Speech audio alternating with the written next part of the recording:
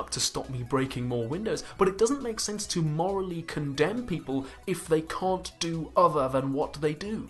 Okay, now some criticisms. The one that probably immediately leapt to mind was that modern science tells us that causality is a little fuzzier than people in Laplace's day might have thought it was. Apparently, deep down at the quantum level, things do happen which are uncaused. They happen randomly, so maybe that's some kind of escape from the iron fist of causality and determinism. But if something happens randomly, is that really what you'd call free? If all your actions were spontaneous, random, uncaused, is that what you mean when you think of free will?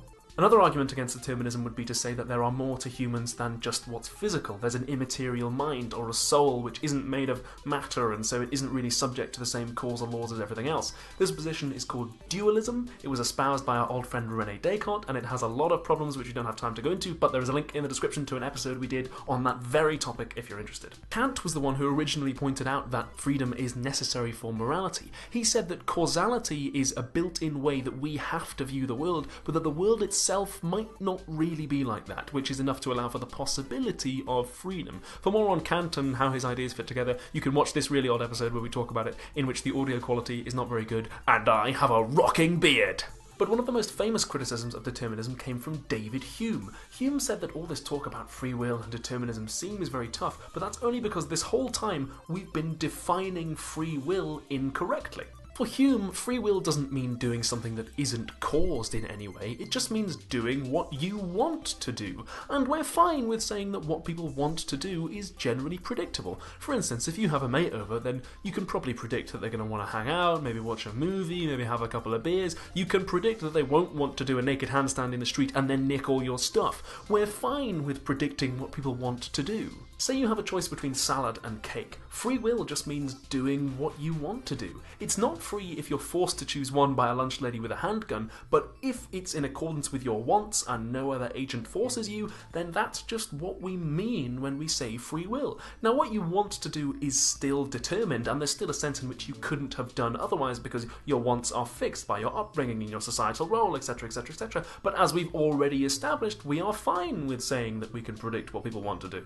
This view is called compatibilism or soft determinism, because what you want to do is still determined and you still can't really do other than what you actually do. It's just that the compatibilists don't think that's a problem.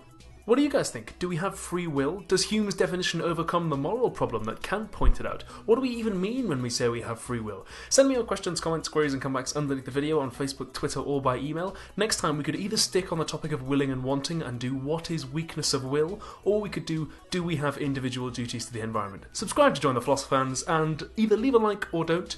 The choice is yours. Maybe. Despite some people impersonating me in the comments of the last episode in a disappointingly mean way, there was some great discussion to be had, so let's see what the PSTFanz had to say about was the universe designed? Abhijit Walkar pointed us towards some very interesting research concerning whether the fundamental constants of the universe are actually evolving over time. This would speak against the fine-tuning argument, because if the universe was fine-tuned for life, then why is it changing? Why not just have the perfect conditions for life straight off the bat? That's very interesting, thank you. Kafik Jellan said that the fine-tuning argument doesn't point to any specific deity, but we can infer some attributes of the deity and guess that there's something like the Judeo-Christian God. Are you gonna back that up at all, or...? Me, you, and a couple of other people allegedly quoting Darwin said, "I do not see how the eye could have evolved." There are two important things to say in response to this. Firstly, if you actually read The Origin of Species, he says something like that and then goes on to say, "but," and explains how the eye evolved, and he uses it to make a point about not making judgments just based on what seems weird, but actually going with the evidence. Secondly, even if Darwin did say that and mean it, even if he totally rejected evolution and had a deathbed conversion, as was falsely said by Elizabeth Cotton, that wouldn't matter to the truth of the theory, because being a scientific theory, evolution doesn't rely on anybody's authority for its truth. It's not true because Darwin or anybody else says it's true because it matches the facts. XY Zara left a very lengthy and multifaceted reply, and I'd like to take some time to dissect it precisely. First of all, XY Zara, you said that a superior being is necessary for morality. In actual fact, God could not be the source of morality. I refer you to our episode on the Euthyphro dilemma.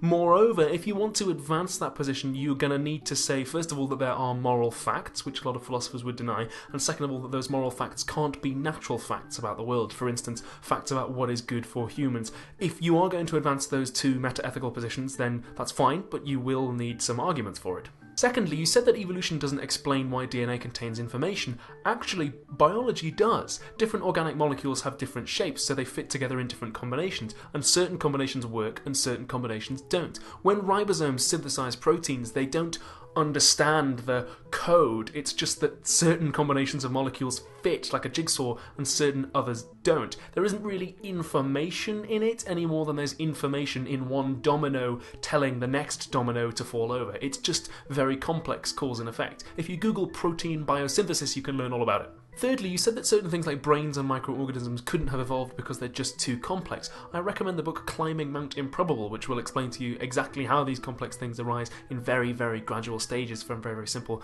to very, very complex. Or again, just Google it. Fourthly, you said that it's unlikely that these complex things just arose randomly. That's a common misconception about evolution. Genetic mutation is random. Natural selection, the process by which organisms become adapted to their environment, is not random. It's actually quite well understood, it's causal, it's mechanical.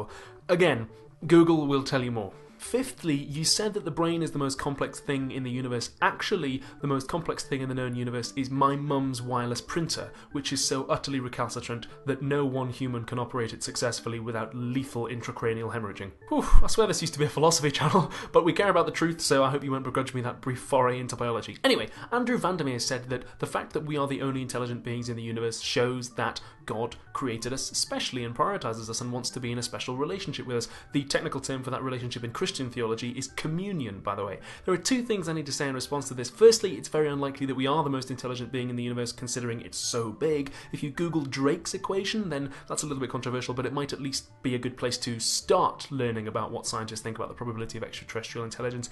Secondly, I have the same question for you I had for my theology professor. If God created us because it wanted to be in communion with us, then why didn't it just create us in that relationship already? Why the circuitous route of coming to know it and love it and obey it? Why not just boom and there we go? And if your answer to that is, oh well, actually it did, there was Adam and Eve and they were perfect and then there was the fall, then I'm afraid I can't accept that answer because history tells us that didn't really happen. And if your answer to that is what my professor's answer to it was, which was just, well, I don't really know, God works in mysterious ways, then is that the best explanation, or is the best explanation that we weren't divinely created? These are just my opinions, I'm not trying to force them on anybody, but stuff to think about there.